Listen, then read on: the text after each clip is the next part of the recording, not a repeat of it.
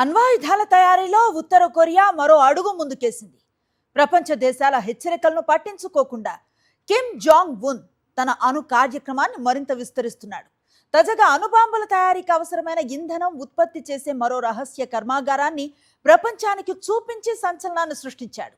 దీంతో కొరియా ద్వీపకల్పంలో మరోసారి ఉద్రిక్తతలు పెరిగే ప్రమాదం కనిపిస్తోంది. ప్రపంచాన్ని గడగడలాడించే అణ్వాయుధాల తయారీలో నార్త్ కొరియా దూసుకుపోతోంది. తాజాగా అణుబాంబుల తయారీకి అవసరమైన అధిక శుద్ధి యురేనియాన్ని తయారు చేసే మరో కర్మాగారాన్ని అధికారికంగా బయటపెట్టింది. ఈ ఫ్యాక్టరీని సందర్శించిన కిమ్ జాంగ్ ఉన్ దేశ అణు సామర్థ్యాన్ని మరింత వేగంగా, మరింత భారీ స్థాయిలో పెంచుతామని ప్రకటించారు. ఉత్తర కొరియా ప్రభుత్వ వార్తా సంస్థ KCNA విడుదల చేసిన ఫోటోల్లో భారీ సెంట్రిఫ్యూజ్ హాల్ కనిపించింది. ఈ కేంద్రంలో యురేనియం ఎన్రిచ్మెంట్ ప్రక్రియ జరుగుతోందని నిపుణులు భావిస్తున్నారు. అయితే ఈ ప్లాంట్ ఎక్కడుంది, ఎప్పుడు ప్రారంభమైందనే వివరాలు మాత్రం ఉత్తర కొరియా వెల్లడించలేదు.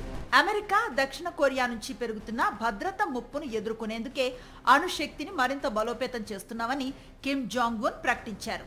దేశ భద్రత కోసం అణుశక్తిని పెంచడం అత్యవసరమైనదని పేర్కొన్నాడు. గత 5 ఏళ్లతో పోలిస్తే అణ్వాయుధాల తయారీకి ఉపయోగించే అణు పదార్థాల ఉత్పత్తి సామర్థ్యం 2 పైగా పెరిగిందని కిమ్ ప్రకటించాడు. అయితే ఈ వాదనను స్వతంత్రంగా ధృవీకరించే అవకాశం లేకపోవడంతో అంతర్జాతీయ వర్గాలు అనుమానాన్ని వ్యక్తం చేస్తున్నాయి.